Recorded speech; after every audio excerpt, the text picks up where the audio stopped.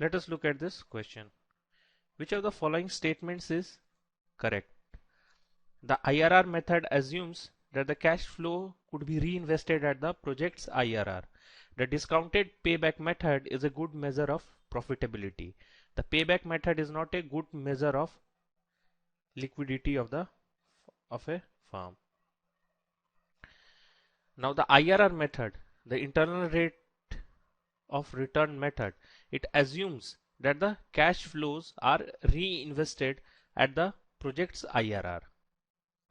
Whereas NPV method assumes that the cash are reinvested at the cost of capital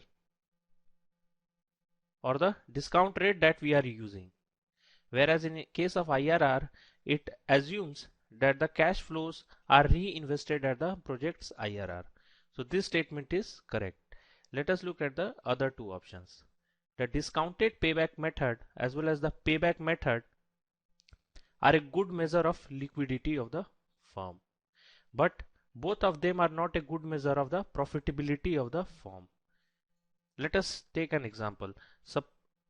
Suppose a company is following a payback method and the initial cost is $800. Initially it has incurred a cost of $800 in the first year itself, and at the start of the project itself, in the first year it generates a revenue of $400. In the second year it generates a revenue of $400. In the third year it generates a revenue of $500. So using the payback method, we can say that the entire cost is getting covered by the end of the second year, but we are not taking this $500 into account.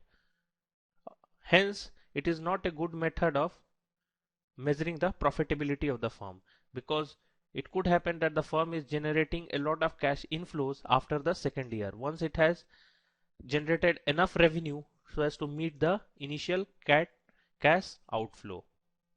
And hence the discounted payback method as well as the payback method is a good measure of the liquidity of the firm, but not the profitability of the firm.